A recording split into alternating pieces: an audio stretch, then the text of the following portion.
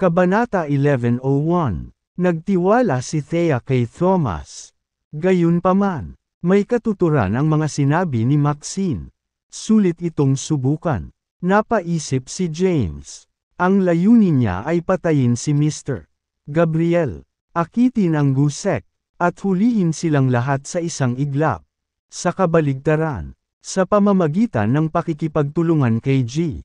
Gabriel, malalaman niya ang higit pa tungkol sa gusek. Ito ay isang magandang deal din. Sige, bibisitahin ko ang mga Sullivans at ang mga Lee. Pero hindi ko alam kung saan ang mga tirahan nila. Pupunta rin ako, sabi ni Maxine. Minsan akong dinala ni Lolo doon. Alam ko ang daan.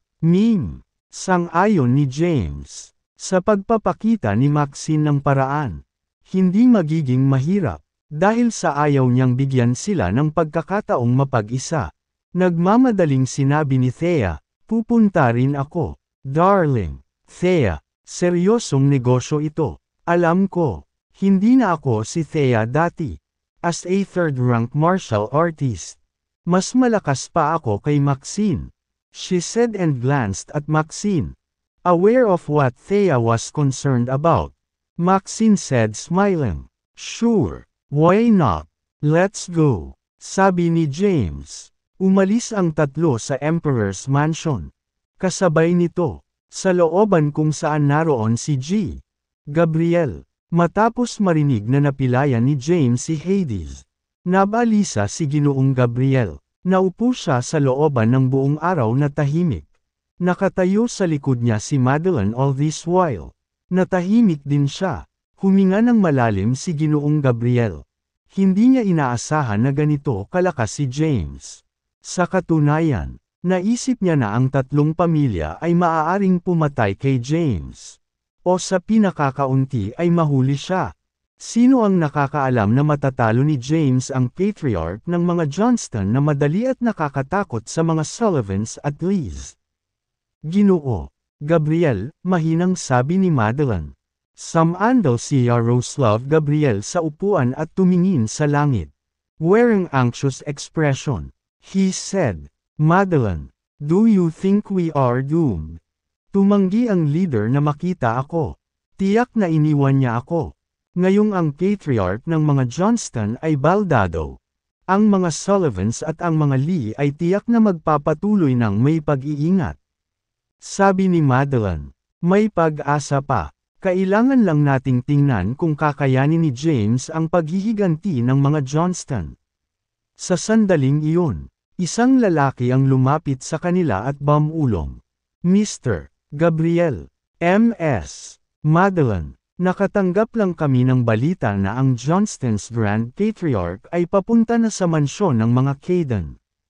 Gayunpaman, bumalik siya kaagad pagkatapos, nang marinig ito. Namutla ang mukha ni Yaroslav.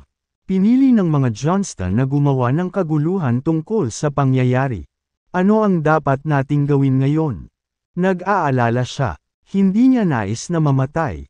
O hindi bababa sa hindi nais na mamatay sa walang kabuluhan bilang isang inabandonang pawn. Ginoo Gabriel, bakit hindi tayo magsanib puwersa ni James?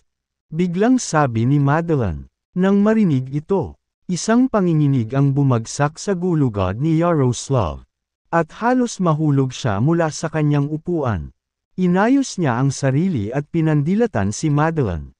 Ingat ka, Madeline. Dapat mong malaman ang mga kahihinatnan ng pagtataksil sa organisasyon. Gayunpaman, bakas sa mukha ni Madeline ang hindi pag-aalala. Dahil inabandon na tayo, malapit na tayong mamatay. Ano ang punto ng pag-aalala tungkol dito? At saka, hindi tayo makikipagtulungan kay James sa sikat ng araw. Magkakaroon lang kami ng tacit agreement sa kanya.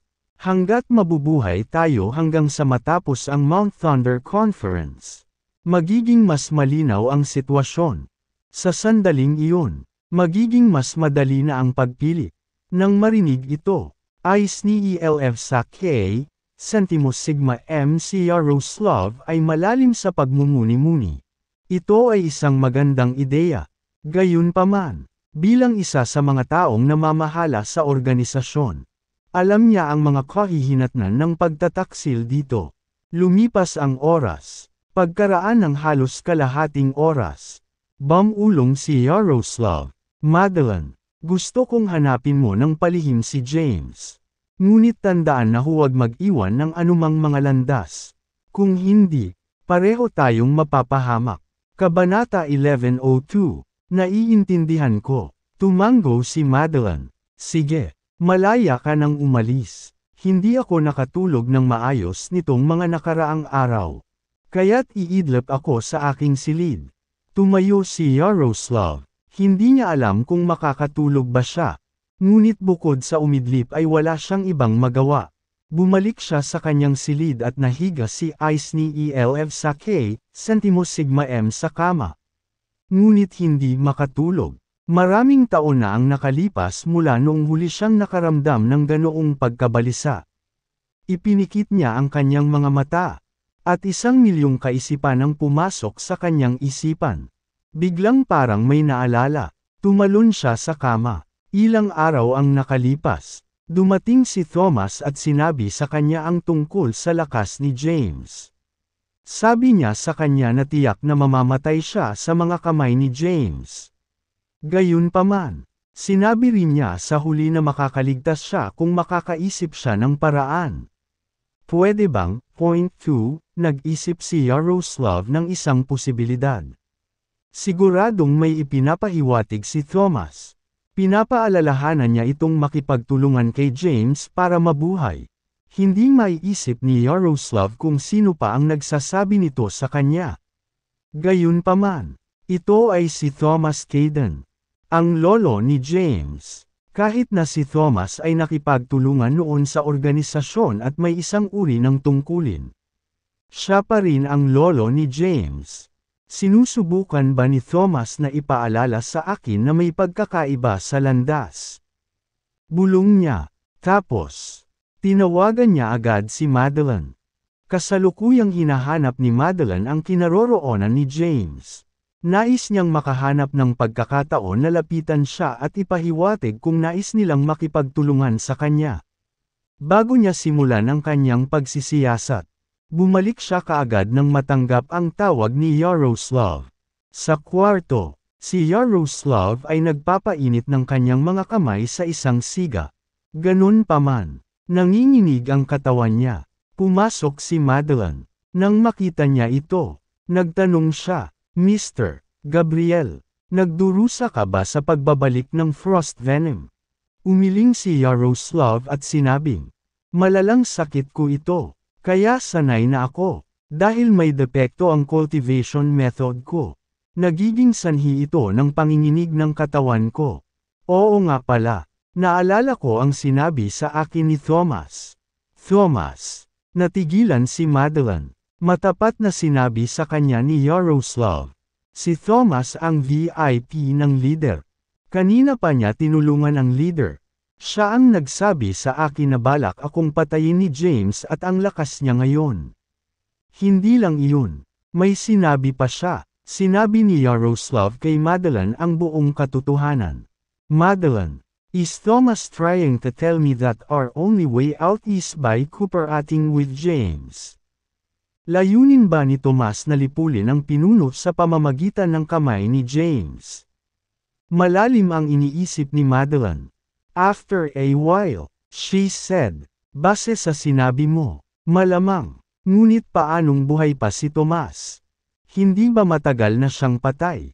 Hindi mo naiintindihan. Si Thomas ay nakikipagtulungan sa organisasyon sa buong panahon. Siya ay isang matalino at tusong tao. Walang nakakaalam kung ano ang gusto niya. Nang banggitin si Thomas, naging malungkot ang ekspresyon ni Yaroslav. All this while, mag-isa niya itong nakikilala. Magaling si Thomas na itago ang kanyang pagkatao. Sa loob ng mga dekada, walang sinumang Isni Elf sa K, Centimo Sigma M ang nakakaalam ng kanyang pag-iral. Kahit si Thomas ay hindi niya moari. Gayunpaman, isang bagay ang natitiyak niya malakas si Thomas. Napakalakas sa katunayan na kahit ang pinuno ay maaaring hindi magkaroon ng pagkakataon laban sa kanya. Nang marinig ito, sinabi ni Madeline, dahil si Thomas ang nagbigay sa iyo ng pahiwatig. Dapat nating gawin ang itinuro. Ngunit ayoko, sabi ni Yaroslav na may pagkadismaya sa mukha. Ayoko maging sangla. Gusto kong hawakan ang aking kapalaran sa sarili kong mga kamay.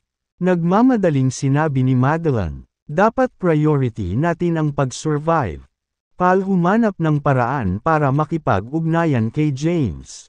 Pagkatapos, ako ay ayos ni ELF sa K, Centimus Sigma M aayusin ko ang isang lihim na pagkikita sa kanya.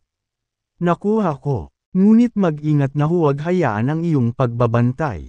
Ang mga mahalagang organisasyon ay nasa lahat ng dako.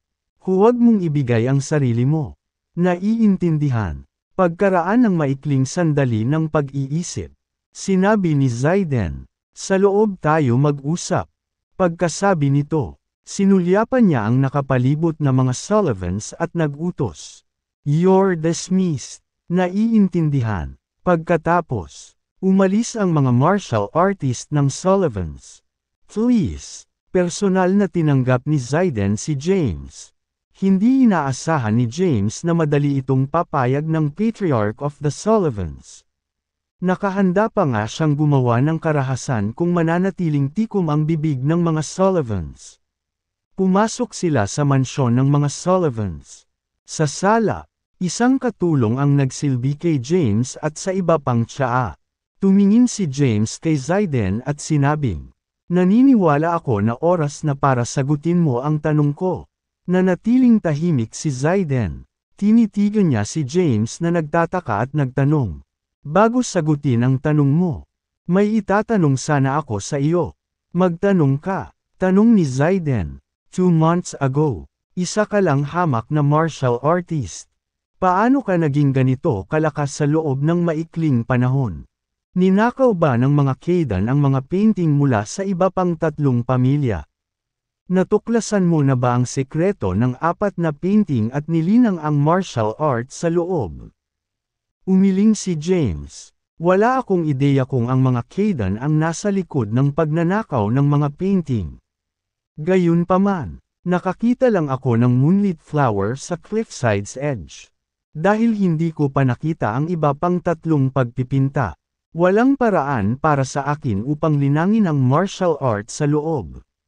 Ngunit paano ka mabilis na umunlad? To be honest with you, habang nakakulong ako sa piitan ng pamilya Blythe, nakasalubong ko ang isang matandang lalaki na nagngangalang Spencer Blythe. Dahil malapit na siyang mamatay, ayaw niyang masayang ang eyes ni ELF sa K, Centimus Sigma M True Energy na nilinang niya sa loob ng ilang dekada. At dahil nabuksan ko na ang gobernador at conception vessels at ang 8 extraordinary married eons, ibinigay niya sa akin ang kanyang true energy at ang Blythe Feast of Abomination. TC, bumungad sa mukha ni Zaiden ang realization. Hindi nakakagulat na alam ni James ang Blythe Feast of Abomination. Namana pala niya ang galing sa isang Blythe.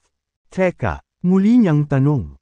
Kung ganoon, anong martial art ang ginamit mo para maging bronze ang katawan mo? Natatakot ako na wala akong masabi. Ito ang nakitang sikreto ni James. Ang mas kaunting mga tao na nakakaalam. Mas mabuti, sinabi ko na sa iyo ang lahat ng kailangan mong malaman. Ngayon, sabihin mo sa akin ang tungkol kay Mr. Gabriel. Napatingin si James kay Zaiden. Dahil nag-aatubili si James na sabihin ang katotohanan. Hindi na itinuloy ni Zaiden ang mga bagay na iyon. Nang marinig ang pangalan ni Yaroslav, nagdilim ang mukha ni Zaiden. Narinig mo na ba ang tungkol kay Good Devil? Oo, meron ako. Tumango si James. Ang kanyang lolo ay nagkunwaring kamatayan sa pamamagitan ng paggamit ng Good Devil bilang isang takip. Samantala, natakot si Tobias nang marinig ang mga salitang Good Devil. Tinanong niya, sino ang Good Devil? Sinabi ni Zaiden, halos lahat ng Solin martial artist ay nandoon sa pakikipaglaban sa Gu sect. Sinasabi ng mga alingawngaw na si Callan Maverick, noon ay pinuno ng Gu sect, ay tumakas pagkatapos ayusin ang isang subordinate na lumitaw sa kanyang kahalili. So si Callan Maverick ang Gu Devil? Tanong ni James. Umiling si Zayden. Hindi tayo nakakasigurado dyan. Ang Gu Devil ay lumitaw lamang ilang dekada pagkatapos itatag ang Sol. Napakalakas niya kaya natakot siya sa sinaunang martial world. Sinasabi ng mga sabi-sabi na siya ay isang alagad ni Callan. Siya ay napabuntong hininga. Siguro siya mismo si Callan. Gayunpaman, walang nakakita sa kanyang eyes ni ELF sa K, Centimo Sigma M na hitsura dati. Gayunpaman, kahit na hindi siya si Callan, ito ay dapat na kanyang alagad. Gayun din. Ang salita sa kalye ay si Yaroslav ay isang disipulo ng Gu Devil. Iilan lang ang nakakaalam tungkol kay Callan Maverick at sa Gu sect. Pagkatapos ng labanan isang siglo na ang nakalilipas, nagtago sila at nanatiling mababang profile na nakita. Tanong ni James, ilang taon si Callan Maverick? 100 taon na ang nakalipas. Pinag-isipan ito ni Zayden at sinabing, mula sa impormasyong ipinasa sa aking mga ninuno, dapat ay 40 taong gulang na siya, isang siglo na ang nakararaan. Ano ang tungkol sa kanyang lakas? 7 ranggo. Ano? Bulalas ni na James, Thea, at Maxine. 7 ranggo sa edad na 40. Kabanata 11:05. Nagulat silang tatlo sa sinabi ni Zayden. Oo, tanong ni Zayden. Masyado siyang malakas. Kung hindi siya ganito kalakas, wala siyang ambisyon na sakupin ang mundo. Alam ni James na si Yakov Johnston, Grand Patriarch ng Johnstons, ay 160 taong gulang. Kahit na ang mga ordinaryong tao ay maaaring mabuhay ng hanggang 100 taon kung papansinin nila ang kanilang kalusugan. Lalo na ang mga martial artist. Kung nakatakas si Callan Maverick noon, nasa 140 years old lang siya ngayon. May posibilidad na buhay pa siya, ayos ni ELF sa K, Centimo Sigma M. 7 ranggo 100 taon na ang nakakaraan sa edad na 40. Kailangang maging henyo siya, ngayong 100 taon na ang lumipas. Tiyak na nakagawa na siya ng isang pambihirang tagumpay sa 8 ranggo. Sa pag-iisip tungkol dito, huminga siya ng malalim. Tanong ni Maxine, ano pa ang alam mo tungkol kay Mr. Gabriel? Bahagyang umiling si Zayden at sinabing, he's a mysterious man. Kaunti lang ang alam ng mga Sullivans tungkol sa kanya. Ang alam ko lang ay nililinang niya ang True Frost Energy. Kahit na sa pamamagitan ng isang maling paraan ng paglilinang. Ito ay nagiging sanhi ng kanyang panginginig kapag naglilinang. Tinanong ni James, saan siya nakatira? Umiling si Zayden. Wala siyang alam tungkol dito. Ang mga Sullivans ay hindi kailanman nag-aalala sa kanilang sarili sa mga gawain sa labas ng mundo. Salamat. Alam ni James na wala na silang makukuhang impormasyon kay Zayden. Tumayo siya at tumingin kay Thea at Maxine. Let's go. Pagkatapos, iniwan nila ang mga Sullivans at sumakay sa convoy. Tanong ni James habang nagmamaneho. Ganyan ba talaga kalakas si Callan Maverick? Umiling si Maxine. Hindi ko rin alam. Ang mga record ng labanan laban sa Gu sect ay kaunti lamang sa Cadence. Hindi alam ni Lolo ang tungkol dito. Napabuntong hininga si James. Kung si Callan Maverick ang huling kalaban niya, halos imposibleng talunin siya, sabi ni Maxine. Now that we have confirmation na si Mr. Gabriel ang nag-leak ng information. Tama yung hula namin dati.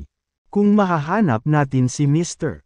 Gabriel, malalaman natin kung si Thomas ang nasa likod nito.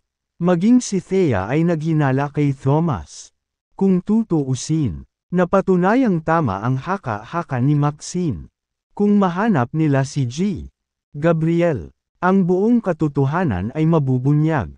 Tumingin si Maxine kay James at nagtanong, ano ang gagawin mo kung si Thomas talaga? Tilly, Pinara ni James ang preno. At huminto ang convoy. Nakasuot ng malungkot na ekspresyon. Sinabi ni James, kahit na si Lolo ang nag-leak ng impormasyon kay Yaroslav. Sa palagay ko ay hindi niya gustong makapinsala sa akin. Alam niya na hanggat ang mga Grand Patriarch ng iba pang 3 pamilya ay hindi magpapakita. Hindi ako malalagay sa panganib. Sabi ni Maxine, kahit hindi kanya hilingin na masaktan ka. Paano mo siya haharapin in the future? Siya ang tao sa likod ni Yaroslav at isang taong kaanib sa Gu sect. Siya ay isang kasabwat ni Callan Maverick na gustong gumawa ng kalituhan sa mundong ito. 2 lang ang pagpipilian mo. 1, magbitiw bilang Dragon King at ang pinuno ng Commanders-in-Chief at walang ginagawa habang ang mundo ay nahuhulog sa kaguluhan. 2, lumaban ka kay lolo mo. Tiyak na hindi ito seryoso. Sabi ni Thea, huwag tayong mag-jump to conclusion. Huwag pilitin si James na pumili ngayon. Hindi pa lumalabas ang katotohanan. Natahimik si Maxine. Matapos huminga ng malalim. Nagpatuloy si James Ice ni ELF sa K, Centimo Sigma M sa pagmamaneho. Hindi nagtagal. Nakarating sila sa mansyon ng emperador. Pagpasok nila sa mansyon, nagring ang phone ni Thea. Ito ay isang hindi kilalang numero. Sinagot niya ang tawag. Hello, sino dyan? Madeline Gabriel. Isang boses ang dumating. Alam ni Madeline na hindi siya basta-basta magtutungo sa mansyon ng emperador. Kaya, kinuha niya ang numero ni Thea at tinawagan siya. Nang marinig iyon, natigilan si Thea. Tanong ni James, ano ang mali? Ice ni ELF sa K, Centimo Sigma M bamulong si Thea. Si Madeline pala, natigilan si Maxine. Kumunat ang kanyang mga kilay at nagtataka. Bakit siya tatawag ng ganoong oras? Inilipat ni Thea ang tawag sa speaker mode at nagtanong. Bakit ka tumawag? Nandyan si James. Hindi siya. Kaya kung ihatid ang mensahe mo sa kanya. Hindi. Kailangan kong makausap ng personal si James. Napatingin si Thea kay James. Sabi ni James, nandito lang ako. Sabi ni Madeline, huwag na tayong mag-usap sa telepono. Dapat tayong maghanap ng isang liblib na lugar upang magkita. Kung saan-saan kasi sa kabisera ngayon ang mga impormante. Ayokong may makaalam na nakikipagkita ako sa'yo. Padalhan mo ako ng mensahe kapag napagpasyahan mo na ang oras at lugar. B. Tanong ni Thea, bakit biglang tumawag si Madeline? Pagkatapos mag-isip, sinabi ni Maxine, siguro natakot si Yaroslav pagkatapos marinig na natalo ni James si Hades. Kaya, inutusan niya si Madeline na makipag-ugnayan kay James para humingi ng kooperasyon. Ito ay isang magandang bagay. Hulaan ko, nakakatipid tayo ng oras sa paghahanap sa kanya. Humingi ng kooperasyon. Hindi pwede. Nagdududa. Sabi ni Thea, dapat tayong maging maingat sa mga pambihirang panahon. Ayaw naming mahulog ulit sa bitag ni Madeline. Kung tutuusin, sabi ni Maxine, dahil si James ang magdedesisyon sa oras at lugar. Wala kaming dapat ipag-alala. Walang pakialam si James. Hindi siya natatakot kay Yaroslav. Lalo na kay Madeline. Ang lahat ng pagbabalak at pagbabaka ay walang kaugnayan kapag nahaharap sa ganap na lakas. Pasok muna tayo sa mansyon. Ako na ang mag-aayos ng meeting kay Madeline mamaya. Pagkapasok ni James sa mansyon ay nagsimula na siyang maghanda. Noong siya ay Commander-in-Chief ng Southern Plains. Hindi siya nagkaroon ng anumang impluwensya sa capital. Ngayong siya na ang emperador. Mas naging madali ang mga bagay. By his arrangement, makikipagkita siya kay Madeline sa isang bar mamayang gabi. Sasamahan siya ni Maxine. Noong una, ayaw ni Thea na mapag-isa sina Maxine at James. Gayunpaman, nang maalala niya ang mga salita ng mga kalahan ilang araw na ang nakalipas. Pinili niyang pumikit. Sa halip, pinili niyang magsanay ng martial arts sa bahay. Bago lumubog ay umalis na sina James at Maxine. Sa loob ng sasakyan, nagtatakang tanong ni Maxine, ano bang problema ni Thea? Bakit bigla niya akong hinahayaang mapag-isa kasama ka? Nakangiting sabi ni James, you're overthinking things. I mean, ano ang big deal? Inilibot ni Maxine ang kanyang mga mata. Imposibleng makipag-usap sa isang tao na kakilakilabot sa pagkuha ng mga banayad na pahiwatig. Bar sa capital. Bago pa man makapasok sa bar sina James at Maxine ay naririnig na nila ang ingay ng nakakabinging musika mula sa labas. Nagtungo sina James at Maxine sa isang lounge sa ikalawang palapag ng bar. Tanong ni Maxine, James, ayos ni ELF sa K, Centimo Sigma M nakapunta ka na ba sa bar? Isang beses akong pumunta dito kasama ang aking mga kaklase 10 taon na ang nakakalipas. Pagtingin sa isang morena na notwork sa kanya asterisk sa at sa nagsisigawang crowd. Napabuntong hininga siya. Ang mga kabataan ngayon ay ligaw. Susunod, bigyan natin ng palakpakan si MS. Kimberly, sabi ng isang boses. Pagkatapos, isang sexy lukang, glamorous na babae ang umakyat sa stage. Ano? Nang makita ang itsura ng babae, natigilan si James. Madeline Gabriel, isang boses ang dumating. Alam ni Madeline na hindi siya basta-basta magtutungo sa mansyon ng emperador. Kaya, kinuha niya ang numero ni Thea at tinawagan siya. Nang marinig iyon, natigilan si Thea. Tanong ni James, ano ang mali? Bamulong si Thea, si Madeline pala, ayos ni ELF sa K, Centimo Sigma M natigilan si Maxine. Kumunot ang kanyang mga kilay at nagtataka. Bakit siya tatawag ng ganoong oras? Inilipat ni Thea ang tawag sa speaker mode at nagtanong. Bakit ka tumawag? Nandyan si James. Hindi siya. Kaya kung ihatid ang mensahe mo sa kanya. Hindi. Kailangan kong makausap ng personal si James. Napatingin si Thea kay James. Sabi ni James, nandito lang ako. Sabi ni Madeline, huwag na tayong mag-usap sa telepono. Dapat tayong maghanap ng isang liblib na lugar upang magkita. Kung saan-saan kasi sa kabisera ngayon ang mga impormante. Ayokong may makaalam na nakikipagkita ako sa'yo. Padalhan mo ako ng mensahe kapag napagpasyahan mo na ang oras at lugar. B. Tanong ni Thea, bakit biglang tumawag si Madeline? Pagkatapos mag-isip, sinabi ni Maxine, siguro natakot si Yaroslav pagkatapos marinig na natalo ni James si Hades. Kaya, inutusan niya si Madeline na makipag-ugnayan kay James para humingi ng kooperasyon. Ito ay isang magandang bagay. Hulaan ko, nakakatipid tayo ng oras sa paghahanap sa kanya. Humingi ng kooperasyon. Hindi pwede. Nagdududa. Sabi ni Thea, dapat tayong maging maingat sa mga pambihirang panahon. Ayaw naming mahulog ulit sa bitag ni Madeline. Kung tutuusin. Sabi ni Maxine, dahil si James ang magdedesisyon sa oras at lugar. Wala kaming dapat ipag-alala. Walang pakialam si James. Hindi siya natatakot kay Yaroslav.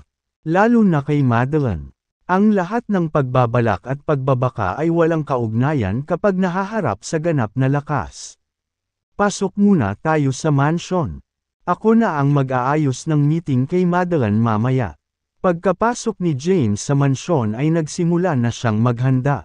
Noong siya ay Commander-in-Chief ng Southern Plains. Hindi siya nagkaroon ng anumang impluwensya sa capital. Ngayong siya na ang emperador. Mas naging madali ang mga bagay. By his arrangement, makikipagkita siya kay Madeline sa isang bar mamayang gabi. Sasamahan siya ni Maxine. Noong una, ayaw ni Thea na mapag-isa sina Maxine at James. Gayunpaman, nang maalala niya ang mga salita ng mga kalahan ilang araw na ang nakalipas. Pinili niyang pumikit. Sa halip, pinili niyang magsanay ng martial arts sa bahay. Bago lumubog ay umalis na sina James at Maxine. Sa loob ng sasakyan, Nagtatakang tanong ni Maxine. Ano bang problema ni Thea? Bakit bigla niya akong hinahayaang mapag-isa kasama ka? Nakangiting sabi ni James. You're overthinking things. I mean, ano ang big deal? Inilibot ni Maxine ang kanyang mga mata. Imposibleng makipag-usap sa isang tao na kakilakilabot sa pagkuha ng mga banayad na pahiwatig. Bar sa Capital. Bago pa man makapasok sa bar sina James at Maxine ay naririnig na nila ang ingay ng nakakabinging musika mula sa labas. Nagtungo sina James at Maxine sa isang lounge sa ikalawang palapag ng bar. Tanong ni Maxine, James, nakapunta ka na ba sa bar? Ayos ni ELF sa K, Centimo Sigma M, nakapunta ako dito minsan kasama ang mga kaklase ko 10 taon na ang nakararaan. Pagtingin sa isang morena na notwork sa kanya asterisk sa at sa nagsisigawang crowd. Napabuntong hininga siya, ang mga kabataan ngayon ay ligaw. Susunod, bigyan natin ng palakpakan si MS. Kimberly, sabi ng isang boses. Pagkatapos, isang sexy lukang, glamorous na babae ang umakyat sa stage. Ano? Nang makita ang itsura ng babae, natigilan si James. Kabanata 1107. Ito ay si Delilah Kimberly, anak ni General Kimberly ng Southern Plains, at isang sikat na artista.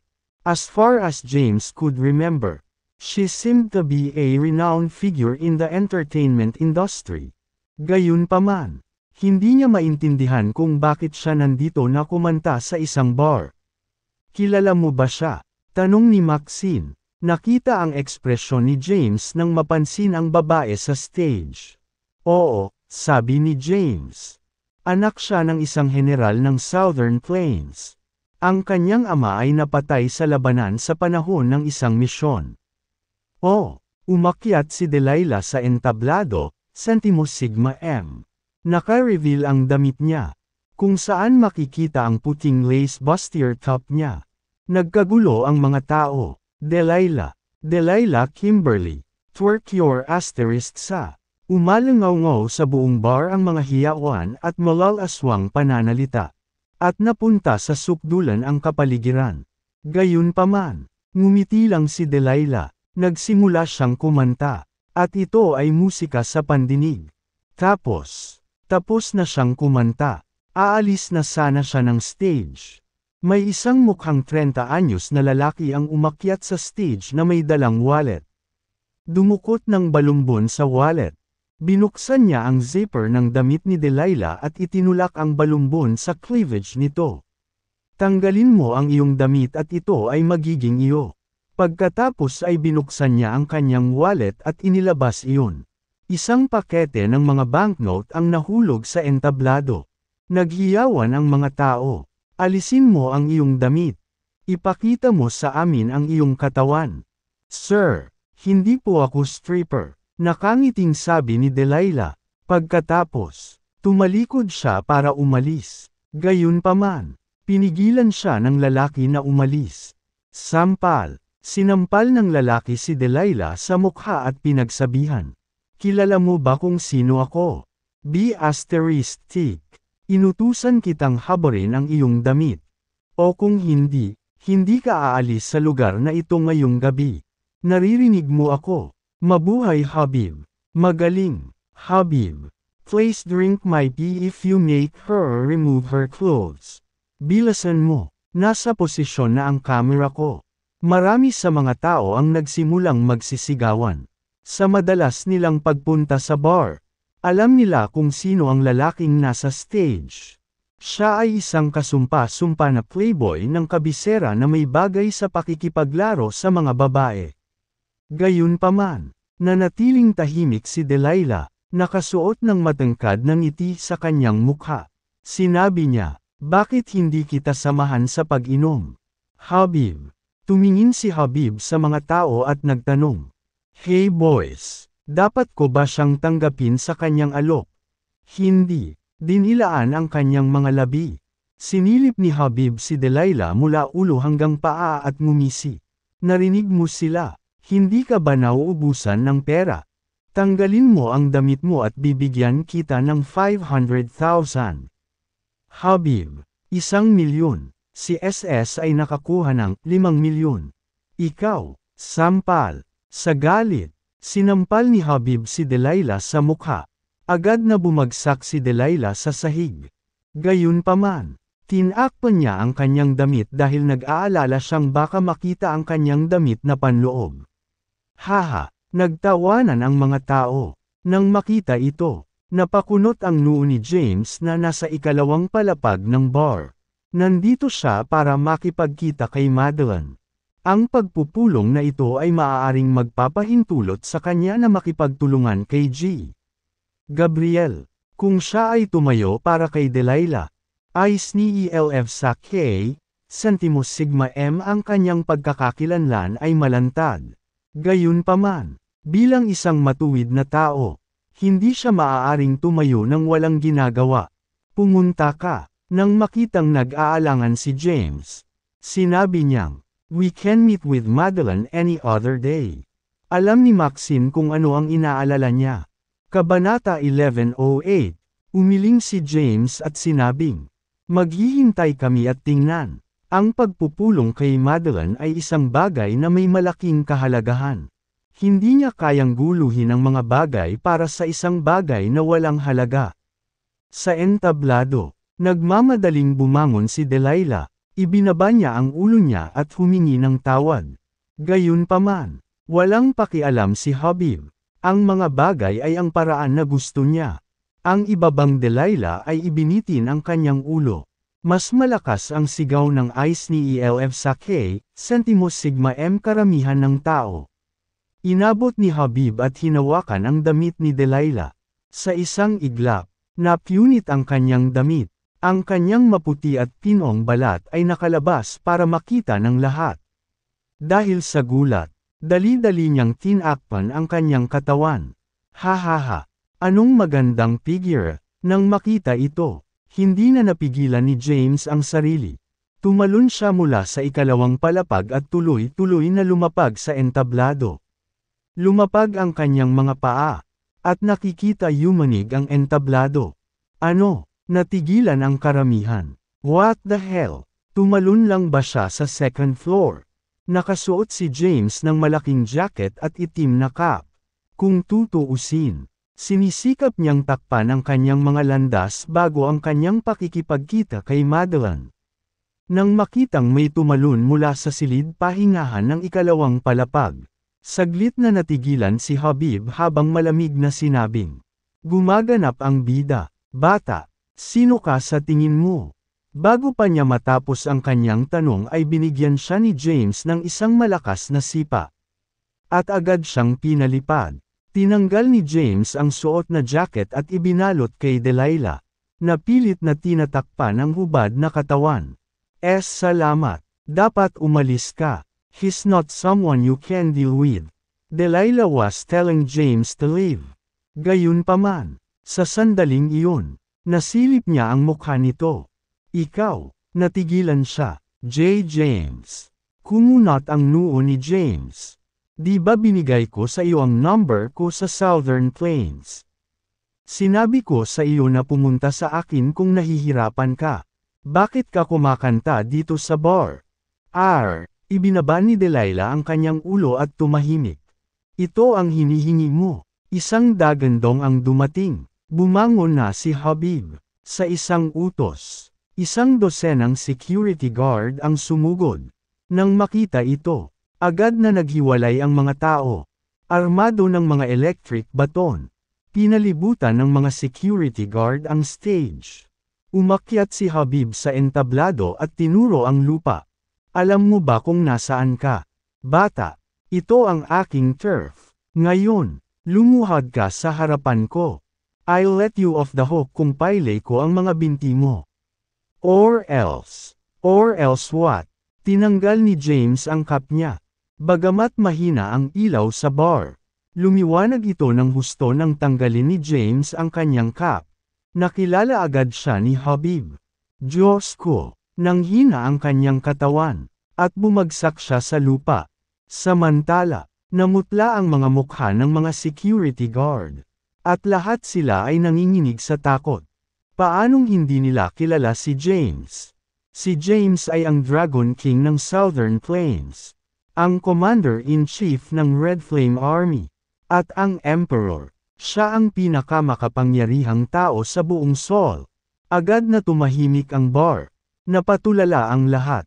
Ang Emperador. Bakit nandito si Emperor sa isang bar?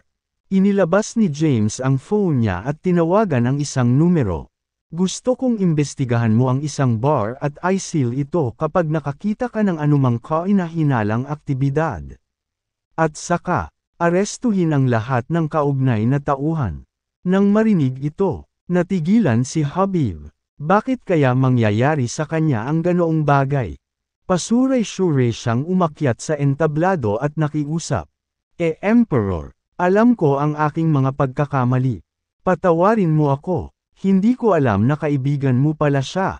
Kung alam ko lang, hindi ko na ginawa ang kalokohang iyon. Ayos ni ELF sa K, Centimo Sigma M patuloy siyang nagsusumamo. Samantala, isang babaeng nakasuot ng delinquent ang tahimik na nagmasid sa sitwasyon. Si Madeline iyon. Nang nasaksihan niya ang eksena, agad siyang tumalikod para umalis. Pagkatapos ibaba ang telepono, tinulungan ni James si Delilah na tumayo at sinabing, "Fair na, ma'am." Tumango si Delilah at lumabas ng bar katabi si James. Samantala, sumunod naman si Maxine sa likuran. Pagkalabas ng bar, inilabas ni James ang kanyang phone at tinawagan si Madeline. Paumanhin, hindi available ang numerong na dial mo. Kumunot ang noo ni James. Ha, kakaiba. Sabi ni Maxine. Ang dynamics sa capital ay komplikado. Ang lahat ng pamilya at puwersa ay may mga informant na ayos ni ELF sa K, Centimo Sigma M everywhere. Natural lang sa kanya ang magiging sobrang ingat. Kung tutuusin, mamamatay siya kapag natuklasan. Bumalik tayo ngayon at maghintay ng isa pang pagkakataon na magpakita ng sarili. Hindi ito masyadong pinag-isipan ni James. Pagtingin kay Delilah, tinanong niya, "Kumain ka na ba?" Napailing si Delilah. Dinala siya ni James sa malapit na restaurant at nag-request ng private room. Sa private room, tinanong ni James, "Anong nangyari? Paano ka napunta sa pagkanta sa isang bar?" Suot pa rin ni Delilah ang jacket ni James. Humigop ng isang baso ng maligamgam na tubig. Sabi niya, "Nabangkarote ang pamilya ko. Ang aking stepfather ay nawala ng walang bakas. Naiwan ang aking ina na may tambak na utang. Bagamat naisanla na namin ang lahat ng bagay sa bahay. Hindi pa banggitin na naubos ko na ang lahat ng aking ipon para mabayaran ang mga utang. Malaki pa rin ang utang namin. Since I've been cancelled, I have no choice but to sing in a bar." Tinanong ni James, "Magkano ang utang mo?" "Mga ilang daang milyon." Si Delilah ay hindi masyadong sigurado sa sarili. Kung tutuusin, mga utang ito ng kanyang stepfather. Ganoon karami. Kumunot ang noo ni James at nagtanong, "Ano ang ikinabubuhay ng stepfather mo?" Sinabi ni Delilah, nagpapatakbo siya ng isang tech na negosyo. Kaya dapat siyang isang medyo mayaman na tao na may mga asset na may kabuuang ilang bilyong dolyar. "I heard from my mom that he antagonized some big shots. Kaya lang nabakarote ang kumpanya niya at nawala siya ng walang bakas." "Ano ang pangalan ng kumpanya?" "Sisiyasatin ko ang paggamit. Blue Tech Corporation." Inilabas ni James ang phone niya at tinawag ang isang numero. Imbestigahan ang dahilan kung bakit nabangkarote ang Blue Tech Corporation at alamin ang kinaroroonan ng may-ari nito. "Salamat, Dragon General." Nagpasalamat si Delilah. "Wag mo nang banggitin. Anak ka ni General Kimberly. Responsibilidad kung alagaan ka ngayong wala na siya sa atin. Sinabi ko sa iyo na tawagan mo ako kung nahihirapan ka. By the way, anong ibig mong sabihin na nakansela ka?"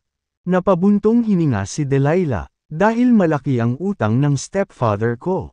Kumatok ang mga debt collector sa pinto ng entertainment company na kinaroroonan ko. Mukhang makapangyarihan ang mga taong ito.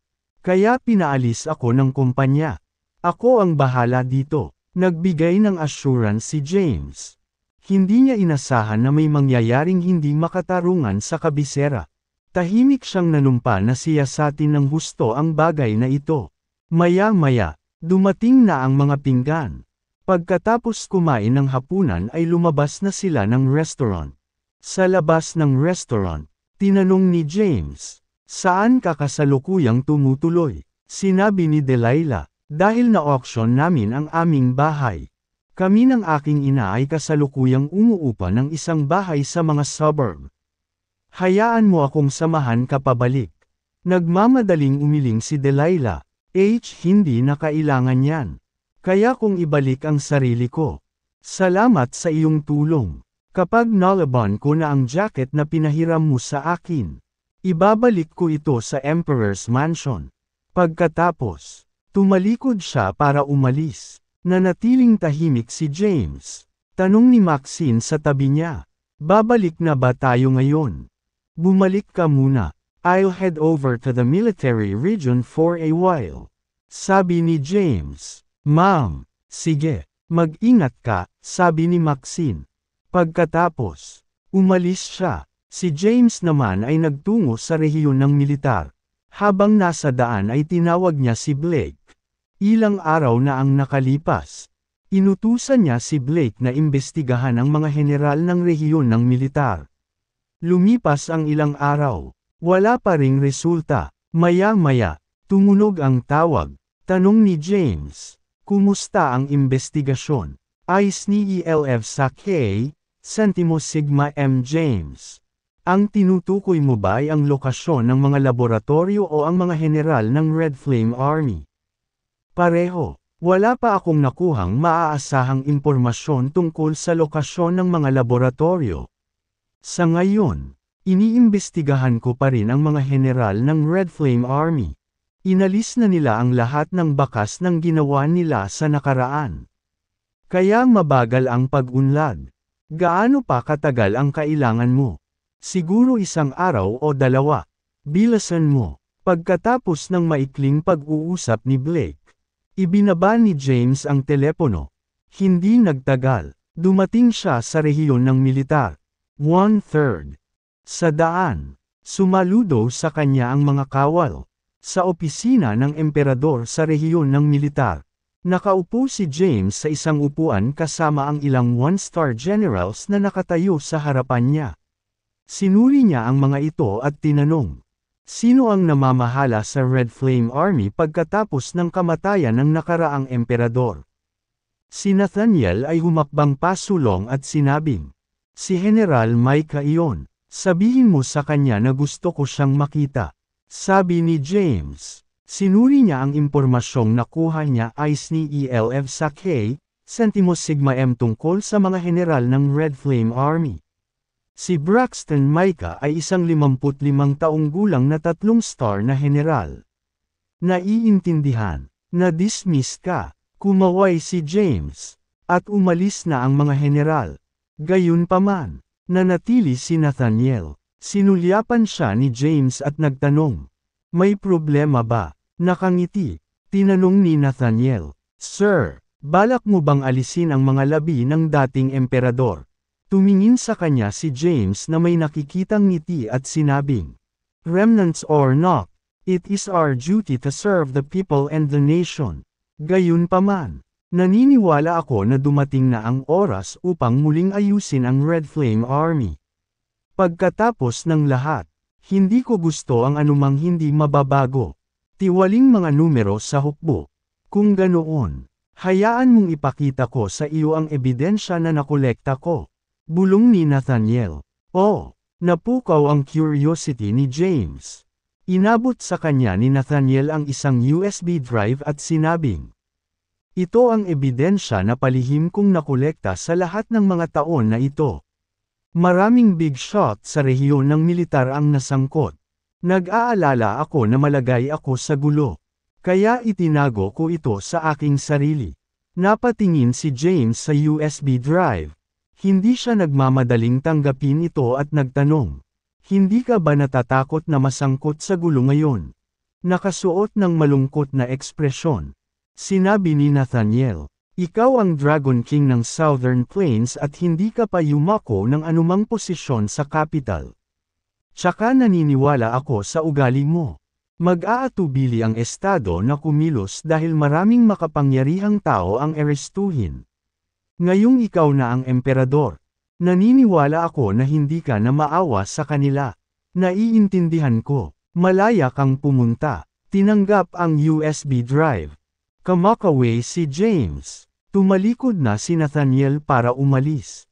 Pagkalabas ng opisina, tumutulo ang pawis sa kanyang noo. Siya ay natatakot. Kung tutuusin, maaaring masira ang kanyang kinabukasan. Baka maging target pa siya ng paghiganti. Gayunpaman, narinig niya ang tungkol sa karakter ni James at ilang impormasyon ng Tagaloob. Ginaya ng hari si James para patayin ang dating emperador. Dahil buhay pa si James at ngayon ay bagong emperador. Maaari lamang itong mga hulugan na nagsimulang kumilos ang hari. Aalagyan niya ang kabisera bago ang susunod na halalan. Pinili ni Nathaniel na manampalataya kay James. Kung totoong corrupted figure si James, matatanggap lang niya ang kapalaran niya. Napatingin si James sa USB drive sa kanyang kamay. Sabik na malaman kung ano ang nasa loob nito. Ipinasok niya ito sa computer habang nagmamadaling hinugot na parang may naalala. Ito ay isang computer sa dating opisina ng emperador. Baka may mali dito. Mas ligtas para sa kanya na tingnan ito sa sandaling bumalik siya. Sumandal siya sa upuan habang nag-iisip. Maya-maya lang ay nag-vibrate ang phone niya. Nilabas ni James ang phone niya. Ito ay isang hindi kilalang numero. What happened? Nalaman niya kaagad na si Madeline iyon. May nangyaring hindi inaasahan. Aayusin ko ang isa pang pagpupulong, ayos ni ELF sa K, Centimo Sigma M. Wait for my news. Mabilis niyang reply sa message. Kabanata 11:11. Si Braxton Micah ay wala sa rehiyon ng militar sa ngayon. Matapos makatanggap ng abiso, agad siyang pumunta doon. Sa kalahating oras lang, humarap siya kay James. Sir, pawis na pawis siya sa noo. Napatingin si James sa lalaking nasa harapan niya, ayos ni ELF sa K, Centimo Sigma M. Siya ay isang 3-star general at second in command ng Red Flame Army. Matapos ang pagkamatay ng nakaraang emperador, siya ay pansamantalang ginawang tagapamahala ng Red Flame Army. General Micah, tumingin sa kanya si James. Ang iyong mga order, Ginoo. Bagamat namumuo ang pawis sa noo ni Braxton, hindi siya naglakas loob na panasan ang mga iyon. Tinanong ni James, General Micah, aling lungsod sa tingin mo ang pinakaligtas kay Saul? Nang walang kaunting pag-aalinlangan, sinabi ni Braxton, ang kabisera. Oo, ang kabisera, ang lungsod kung saan pinangangasiwaan ng Red Flame Army. Ngunit bakit ko nabalitaan na maraming mga pangyayari mula nang mamatay ang nakaraang emperador? Ang walang pakialam na ugali ni James ay nagdulot ng panginginig sa gulugad ni Braxton. Tanong niya, sir, ano po ang tinutukoy niyo? Pwede po bang magtanong? Ni James, may isang kumpanya na tinatawag na Blue Tech Corporation sa capital na biglang nakilalang pinakabagong sinabi. Nawala ang may-ari ng walang bakas. Samantala, ang kanyang anak na babae, isang sikat na aktres na nagtatrabaho sa isang entertainment company, ay tinanggal sa trabaho matapos kumatok ang mga debt collector sa mga pintuan ng kumpanya. Bakit hindi ituloy ng sinumang disente at matuwid na individual ang legal na ruta ngunit sa halip ay gagamit ng gayong maling mga taktika? Ano? Kalokohan. Galit na galit. Sumigaw si Braxton. Paano mangyayari ang ganoong bagay sa kabisera? Huwag mag-alala, Ginoo. Sisiyasatin ko agad ang usapan. Ipinapangako ko na ang buong katotohanan ay ihahayag bukas ng umaga. Kapag nalaman natin na lumabag sa batas ang mga sospek, mapaparusahan sila ng mabigat.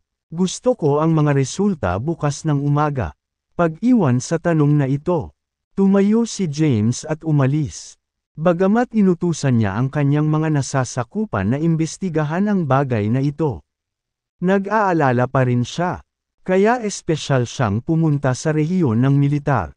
Pagkaalis niya, nakahinga ng maluwag si Braxton. Gustong-gusto ng bawat pinuno na gumawa ng isang kahanga-hangang simula sa pag-ako ng isang posisyon. Ito ay hindi maiiwasan.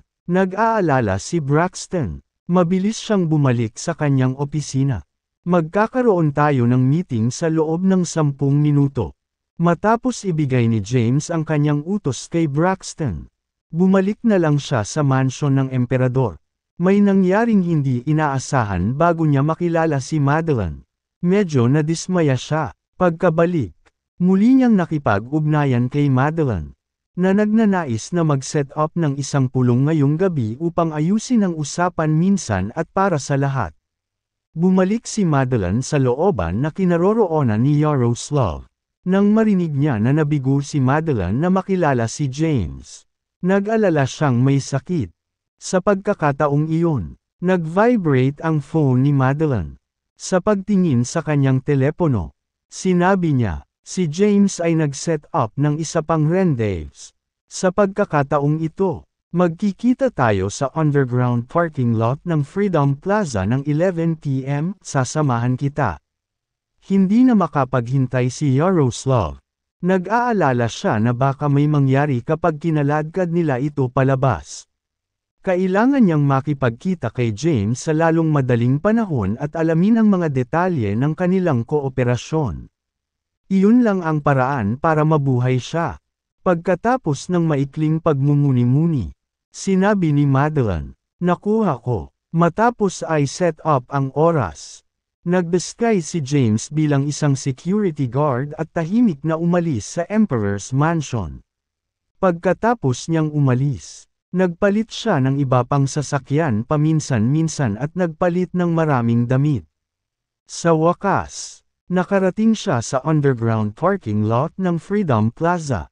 May 10 minuto ang natitira bago mag-11 p.m. Matyaga siyang naghintay. Samantala, naghihintay sina Yaroslav at Madeline sa isang itim na sedan. Tingin ko malinaw na tayo. Nakuha ko. Tumango si Yaroslav. Makipag-ugnayan kay James. Nag-message si Madeline kay James. Nakarating na kami. Ayos ni ELF sa K, Centimo Sigma M. Ang plate number ng sasakyan namin ay. Bumaba si James sa kanyang sasakyan at iniskan ang kanyang paligid. Nang mapansin ang plate number ng sasakyan na hinahanap niya, naglakad siya papunta sa itim na sedan at marahang kumatok sa pinto ng kotse. Bumukas ang pinto. Kabanata 11:12. Pumasok si James sa backseat. Sa tabi niya ay isang 5 taong gulang na lalaki na nakasuot ng malaking itim na jacket. Nakasuot siya ng cap at isang pares ng salaming pang-araw. Habang ibinababo niya ang kanyang ulo, hindi maaninag ni James ang kanyang hitsura. Nasa driver's seat si Madeline. Lumingon siya. Tinanggal ang kanyang eyes ni ELF sa K, Centimo Sigma M sunglasses. At tumingin kay James nang nakangiti. Nagkita tayong muli. James. Sumulyap si James sa kanya. Ito ang babaeng nag-akit sa kanya sa isang bitag. Pagkatapos, tumingin siya sa lalaki sa tabi niya at sinabing, "Reveal your identity." Tinanggal ni Yaroslav ang kanyang salaming pang-araw. At sa wakas ay nakita na ni James ang kanyang hitsura. Siya ay isang ordinaryong tao na napakakaraniwan. Sa katunayan, hindi maiisip ng isa na siya ay isang figure sa tuktok ng power pyramid. James, na may ngiti sa kanyang mukha, sinabi ni Yaroslav, "Ang iyong reputasyon ay nauuna sa iyo. Ikinararangal ko na sa wakas ay nakilala kita. Ikaw ba si Yaroslav Gabriel? Nasa likod ng nakaraang emperador?" Tanong ni James. "Oo," sabi ni Yaroslav. Tanong ni James. "Isa kang kaanib sa Gu sect?" Anong negosyo mo sa akin? Tulad ng alam mo, tayo ay mula sa magkaibang mundo. Kung wala kang importanteng sasabihin, aalis na ako. Bagaman alam ni James na si Yaroslav ay naghahangad na makipagtulungan sa kanya. Siya ay nagkunwaring kamangmangan. Nakangiting sinabi ni Yaroslav, walang sino man ang may permanenteng kaaway. Pumunta ako dito ngayon para ipaalam ang aking nais na makipagtulungan sa iyo. Putol niya sa paghabol. Oh, kooperasyon.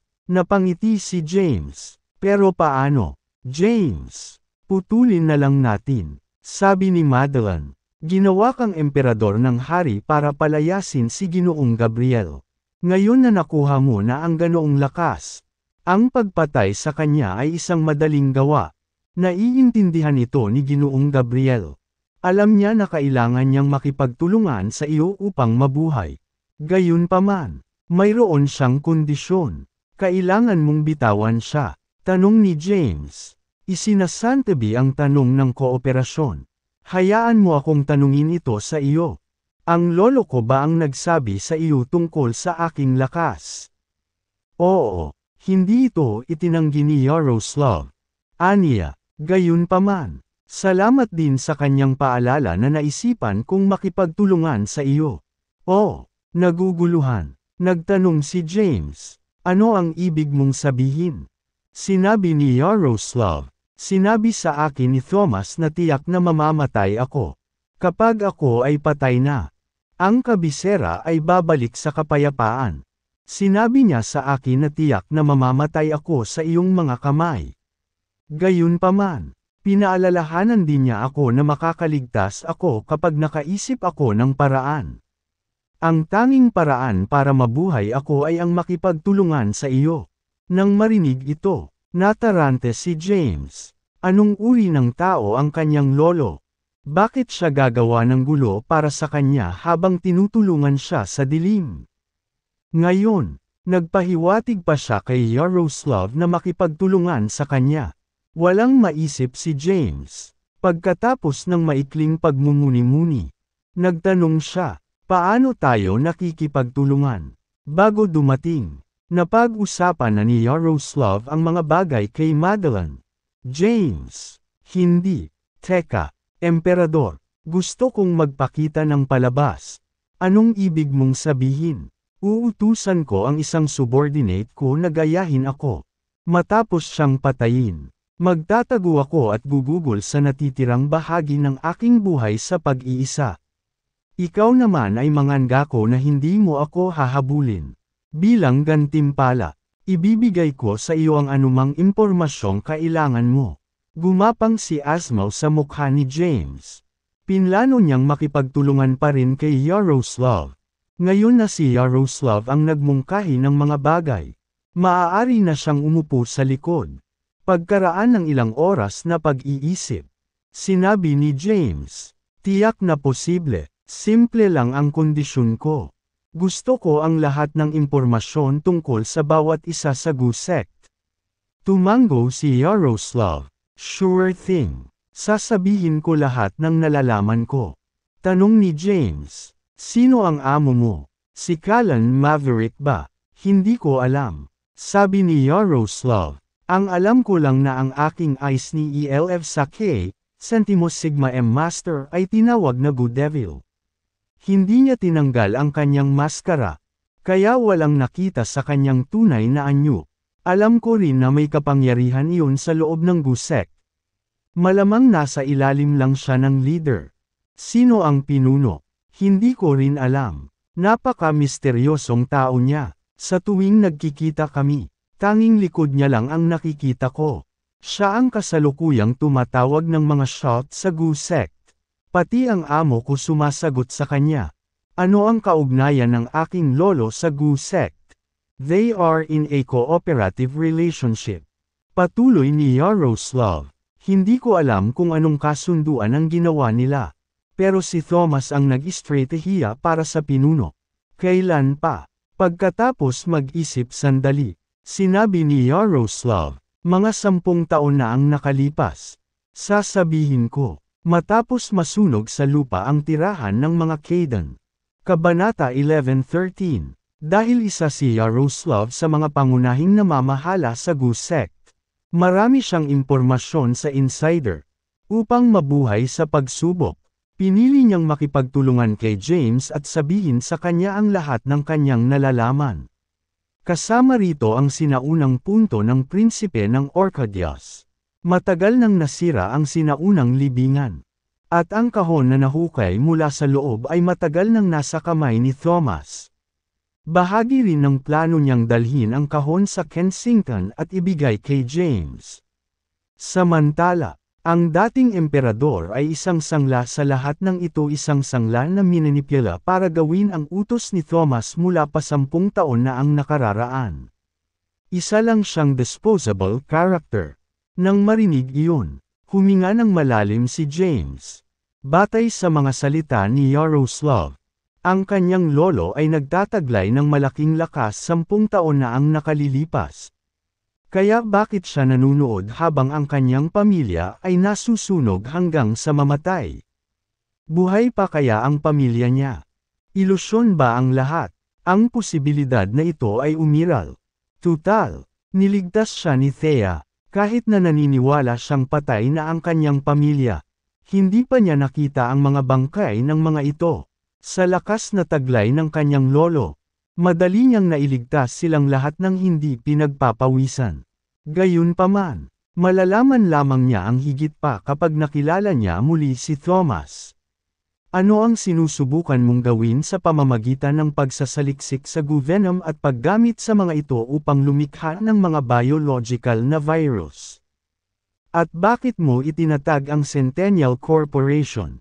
Tanong ni James. Sinabi ni Yaroslav, may kinalaman ito sa martial art ng leader.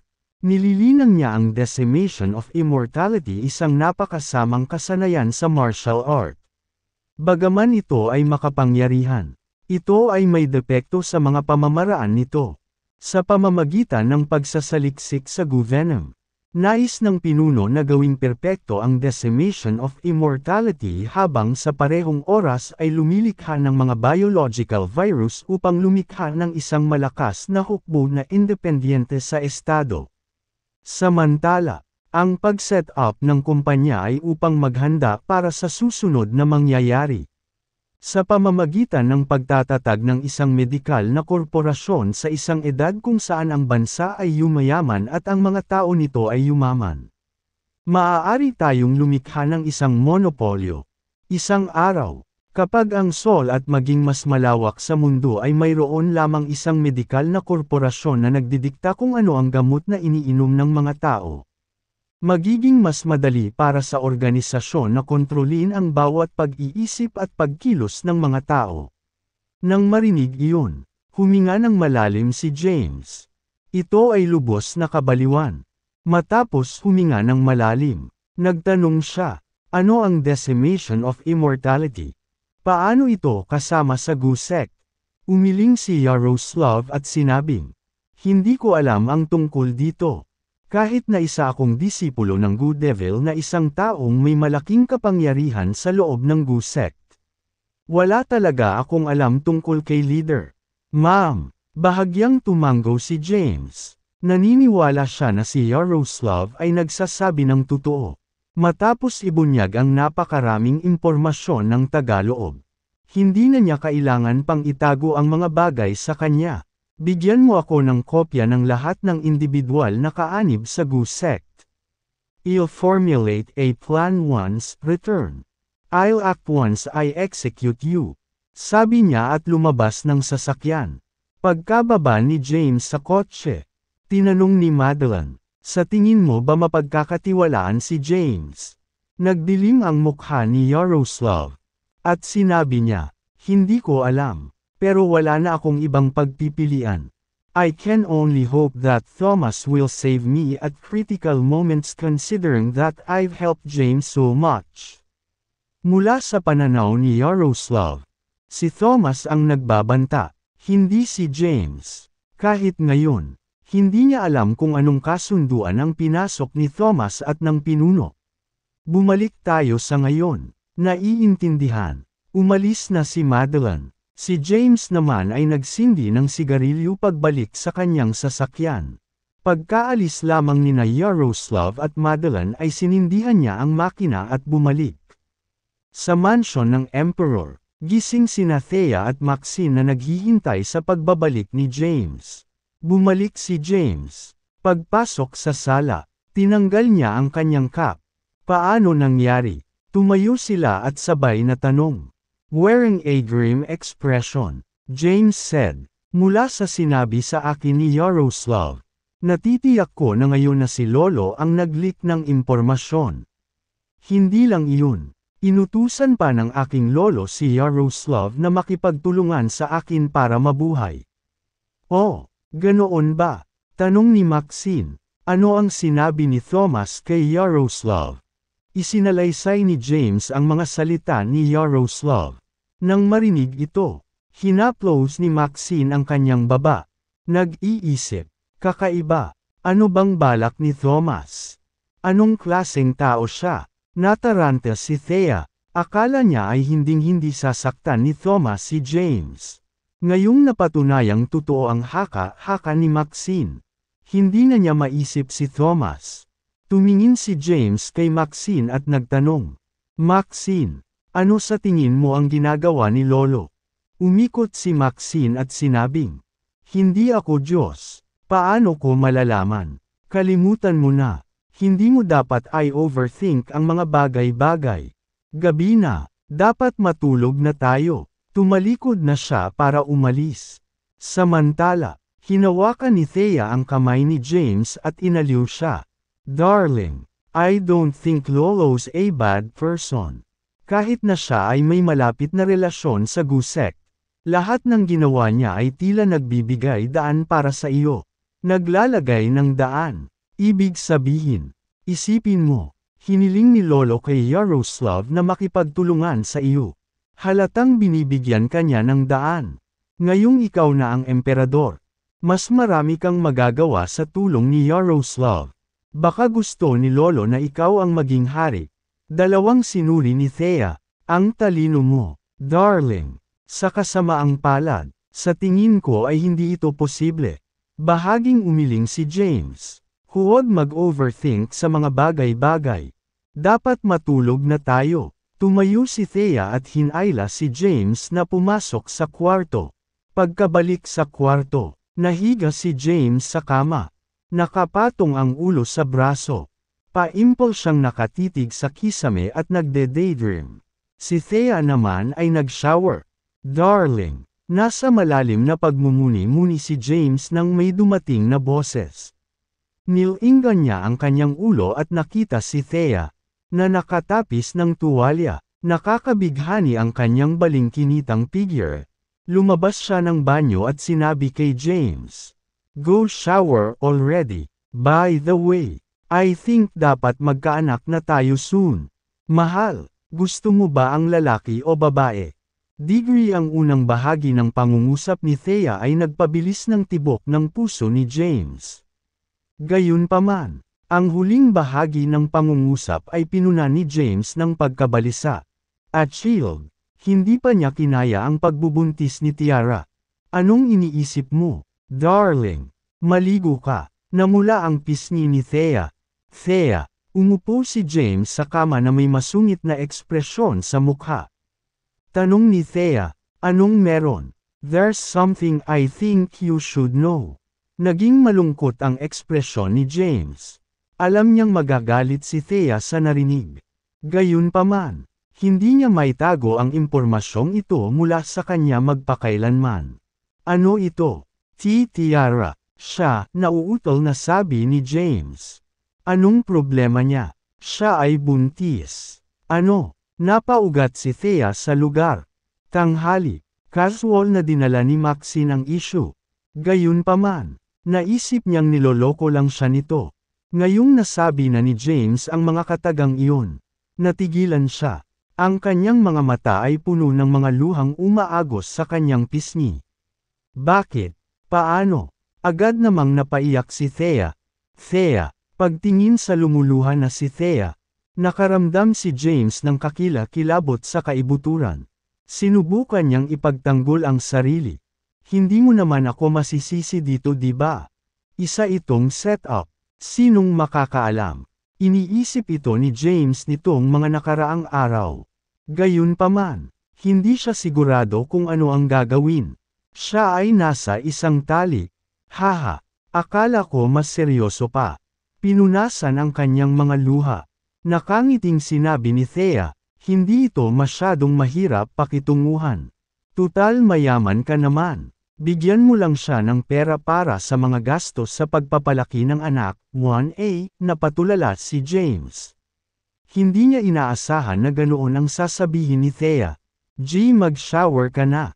Marahan niyang tinulak si James. Tulala na pumasok si James sa banyo. Samantala, walang magawa si Thea sa kama. Ano pa ang maaari niyang gawin ngayon? Kung totoong nanganak si Tiara, pwede siyang mag-volunteer na palakihin ang bata. Hanggat mananatili si James sa tabi niya, maaari niyang pumikit dito. Maya-maya pa ay tapos na si James sa pagligo. Paglabas niya ng banyo ay agad siyang tinulak ni Thea sa kama at hinalikan. Gusto ko ring ipanganak ang iyong anak. Lumipas ang gabi ng tahimik. Nang magising si James kinabukasan, walang tao sa tabi niya.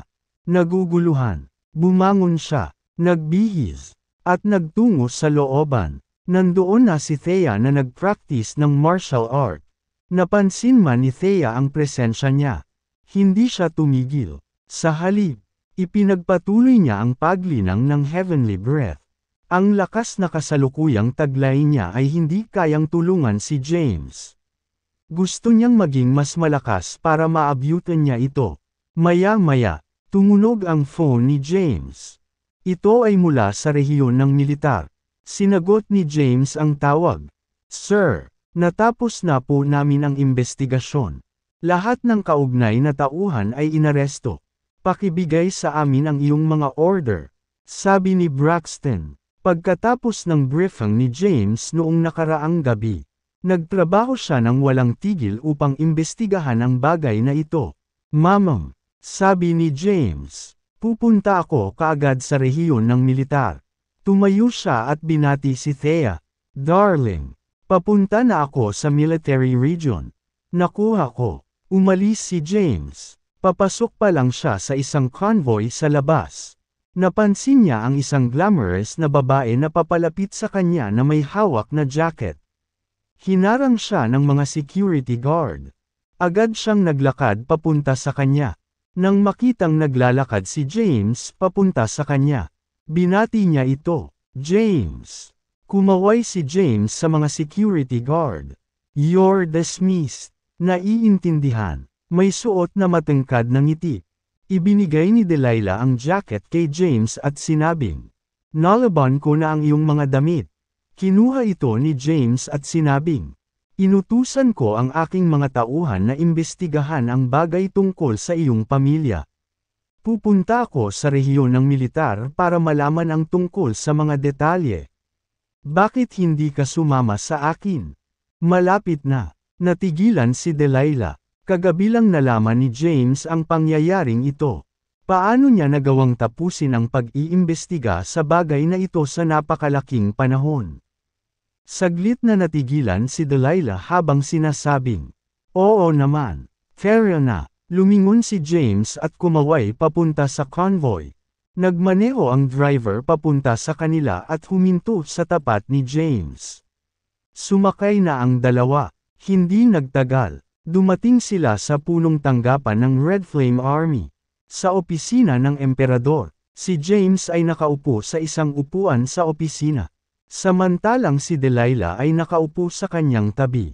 Naghihintay si Braxton. Buong gabi siyang gising sa rehiyon ng militar.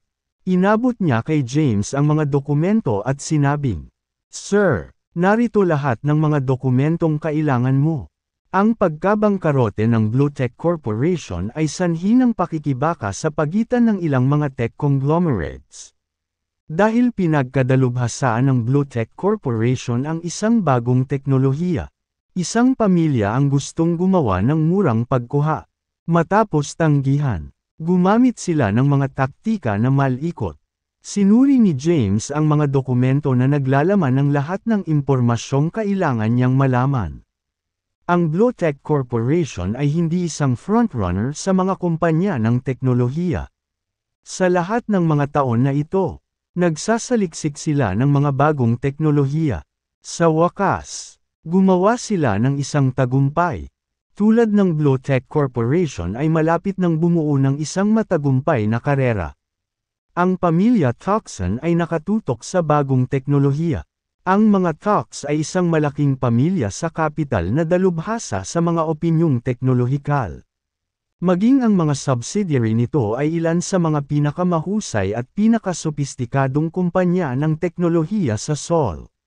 Matapos ang Blotech Corporation ay gumawa ng isang makabuluhang tagumpay. Hindi na sila kunin para sa ilang milyong dolyar na tinanggihan ng Blotech Corporation. Simula noon, nagsimulang iplano ng mga Tucson ang pagkabangkarote ng Blotech Corporation. Gayunpaman, bago nila makuha ang kanilang mga kamay sa teknolohiya, tumakas ang may-ari ng kumpanya dala ang lahat ng impormasyon sa kanyang kamay. Tumanggi sumuko ang mga Tucson. Sinimulan nilang ipitin si Delilah at ang kanyang ina sa pagsisikap na pilitin ang may-ari ng Blotech Corporation na nagpapakita ng kanyang sarili. Kaya, tinanggal ni Delilah sa kanyang kumpanya. Na-corner, wala siyang choice kundi ang kumanta sa isang bar.